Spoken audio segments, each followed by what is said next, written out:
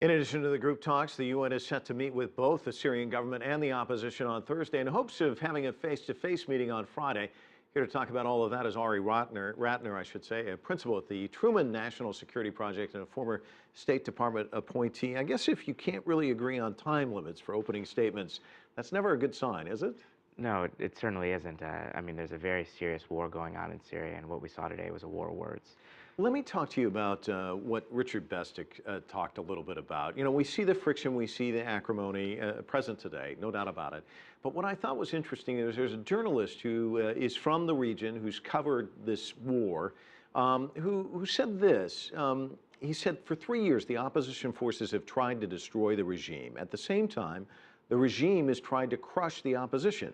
So the fact that these people are meeting together is quite an achievement. I mean, I understand what he's saying, and it really is kind of an achievement, and it may be overlooked with all of this, but I guess it needs to go beyond that, doesn't it? Well, it certainly needs to go beyond that, and the reality is, while they are meeting together, it's not the real forces that are meeting together. The real forces are Assad himself and his innermost circle, which the foreign minister represents but doesn't fully represent.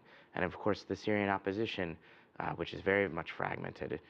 The opposition from without the Syrian National Council really doesn't fully represent the fighting forces on the ground. So it's certainly a small achievement, but it is just a small achievement. Well, let's go a little bit further on what you're saying, because Iran being excluded, so many people making this out to be a proxy war. I mean, isn't it better to bring everybody into the room and really sort through all the players, because they're not all there, are they?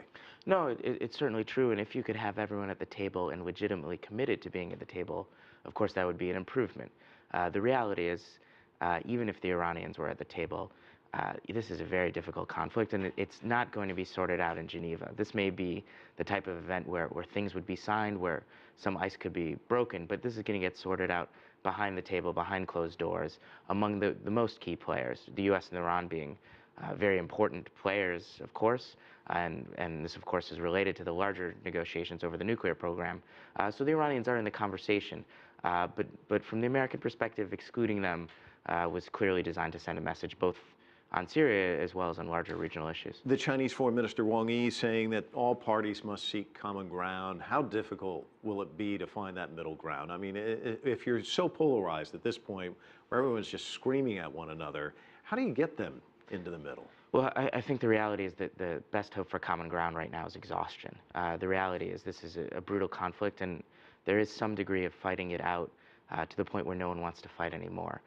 So for the Syrians themselves, there may be a point where limits are reached. For the international community, there is a convergence of interest, perhaps not with Iran and with Russia, but even between the U.S. and China, and certainly the Gulf states. Syria is an important player. The region is still critically important for energy. It's in no one's interest to have this region blow up any further, and that's what this conflict threatens to do. Secretary of State Kerry once again saying Assad should not be a part of the movement forward. And you're hearing a lot of Syrian government officials going on the air all over the place saying, hey, where does he get off saying who should lead this country? You know, we don't come over and say Obama's got to go. And there are those who say, look, maybe the United States should take a step back and not be saying this sort of thing. Does this add more fuel to the fire, or is he, I mean, is he helping things along by saying that? I think he's stating the facts. The reality is Assad won't be the leader of a unified Syria. There may not be a unified Syria for a long time, and he certainly isn't in the position to bring that about.